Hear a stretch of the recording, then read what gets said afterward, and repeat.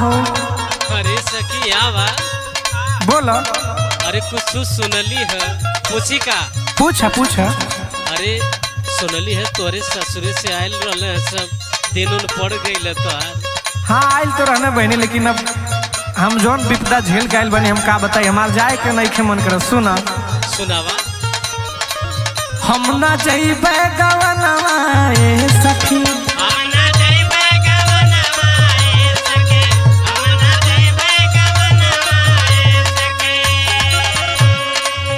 बूढ़ा मारे लितनवा ए सखी, मांगे खटिए पे खनवा ए सखी।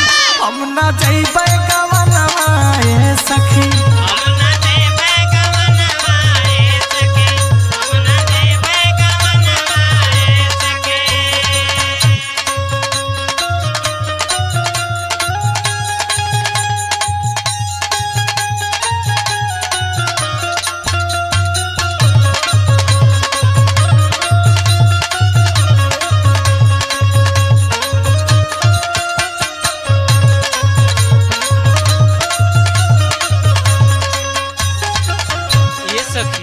का हो? सबके घर में ऐसा होला, लेकिन और सुना आगे। सुनावा।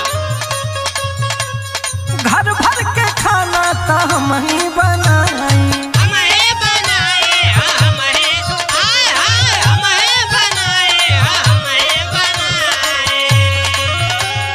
सबके खिया के तब हम खाई।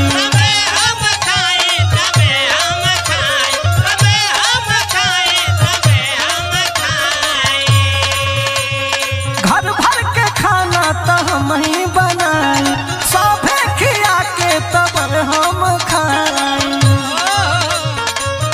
तब दिली वो रहनवा ए सखी, मांगे खटिए पे खनवा ए सखी। हम न जइबे गवनवा ए सखी,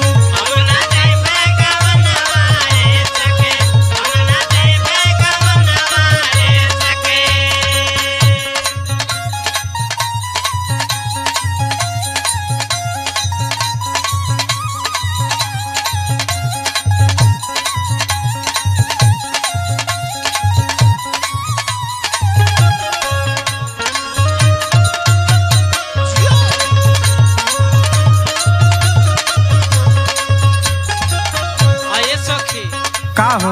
हमारा लगता कि तोहरा ही कुल कमी बा। जा रानी मोरे ऐसे कहबू? कहे ना कहबो आ करबू ना तो घटबू कहाँ से? का तोरे ऊपर बीतत ना का?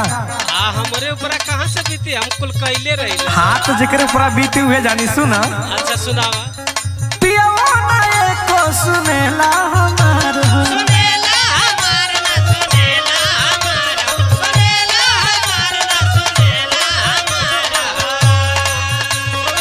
जब पियवे सुनी तो कोनो बात नहीं खे रहा। अच्छा सुना। सुनावा। विवेक के बतिया पद जाल जार हो,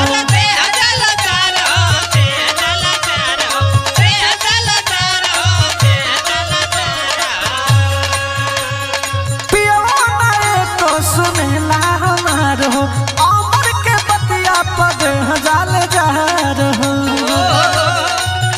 टूट गइल सपनवा ए सखी, बूढ़ा मारे लितनवा ए सखी।